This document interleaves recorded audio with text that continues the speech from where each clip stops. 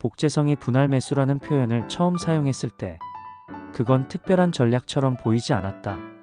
오히려 너무 기본적인 이야기처럼 들렸고 굳이 철학이라고 부르기엔 조금 밋밋한 개념에 가까웠다. 하지만 그의 기록을 자세히 따라가 보면 그가 말한 분할 매수는 단순히 자금을 나눠서 사는 방식이 아니었다.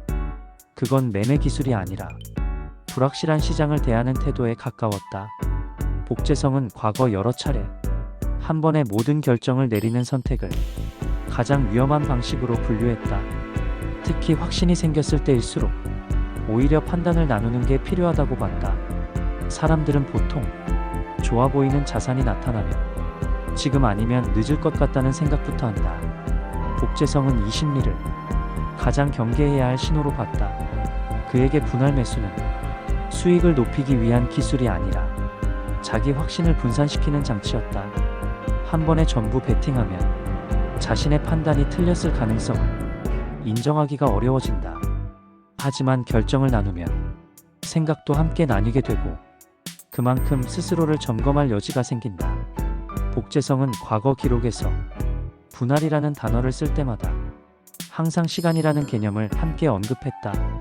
지금이 아니라 지금부터라는 표현이 자주 등장했고 선택이 아니라 과정이라는 단어가 더 많이 사용됐다. 그에게 분할 매수는 가격을 맞추는 방법이 아니라 시간을 끌고 가는 방식이었다. 시장은 언제나 한 방향으로만 움직이지 않고 사람의 판단도 한 번에 완성되지 않는다고 봤다. 그래서 그는 자신의 판단 역시 완성된 상태로 믿지 않았고 항상 수정 가능하다는 전제를 깔고 움직였다. 분할 매수는 이 전제를 유지하기 위한 가장 현실적인 도구였다. 복제성의 기록을 보면 그는 특정 시점에 큰 결정을 내린 경우보다 여러 시점에 걸쳐 같은 결정을 반복한 경우가 훨씬 많다. 그리고 그 반복 속에는 항상 작은 수정이 함께 들어있다. 상황이 바뀌면 속도를 늦췄고 흐름이 달라지면 방향을 조정했다. 이런 태도는 겉으로 보면 우유부단해 보일 수도 있다. 하지만 복제성은 확신을 밀어붙이는 것보다 확신을 관리하는 게 훨씬 더 중요하다고 봤다. 그래서 그는 분할 매수를 기술이라고 부르기보다는 자신의 판단을 보호하는 구조라고 표현했다. 시장이 틀릴 수 있는 것처럼 자신도 틀릴 수 있다는 사실을 전제로 깔고 움직이는 방식. 이게 바로 그가 말한 분할의 핵심이었다.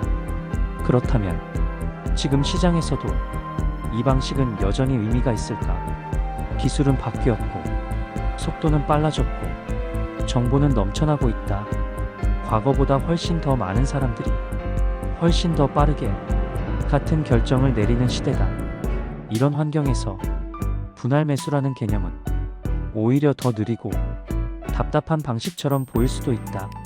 하지만 복제성의 관점으로 보면 이런 환경일수록 분할이라는 태도는 더 중요해질 수밖에 없다. 정보가 많을수록 사람들은 더 쉽게 확신하고 속도가 빠를수록 실수도 함께 커지기 때문이다. 복제성은 과거 기록에서 이런 표현을 남긴 적이 있다. 판단의 속도가 빨라질수록 판단의 질은 오히려 더 낮아질 수 있다고. 그래서 그는 시장이 빨라질수록 자신은 일부러 속도를 늦추려고 했고 결정을 쪼개는 방식을 택했다. 분할 매수는 시장을 이기기 위한 기술이 아니라 자기 자신을 제어하기 위한 구조였다. 감정이 올라올 때 한 번에 움직이지 않게 만드는 장치, 확신이 생길 때 잠시 멈추게 만드는 장치. 그게 바로 그가 분할이라는 개념에 집착했던 이유였다. 복제성이 말한 분할 매수의 기술이 지금도 유효한지에 대한 질문은 사실 기술의 문제가 아니라 사람의 문제에 더 가깝다. 시장이 바뀌었는지보다 사람의 심리가 바뀌었는지가 더 중요하기 때문이다. 사람들은 여전히 조급해하고 확신하고 놓칠까봐 두려워한다. 그리고 이 감정 구조는 과거와 지금이 크게 다르지 않다. 복제성의 분할 매수는 이 감정을 없애는 방법이 아니라 이 감정을 관리하는 방법이었다. 그래서 그의 기록은 지금 읽어도 특정 시대의 기술처럼 느껴지기보다 하나의 사고 구조처럼 읽힌다. 무엇을 사야 하는지보다 어떻게 결정할 것인가, 언제 들어갈 것인가 보다 어떻게 판단을 유지할 것인가.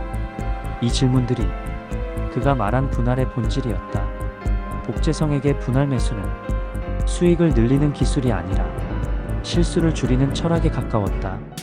그리고 이 철학은 시장이 바뀌어도 사람이 바뀌지 않는 한 계속해서 의미를 가질 수밖에 없다. 그래서 복제성이 말한 분할 매수의 기술이 지금도 유효한지에 대한 답은 결국 시장이 아니라 사람에게 달려있다. 그가 남긴 건 기법이 아니라 태도였고 숫자가 아니라 사고 구조였다. 그리고 그 구조는 지금도 여전히 많은 선택의 순간에서 조용히 작동하고 있다.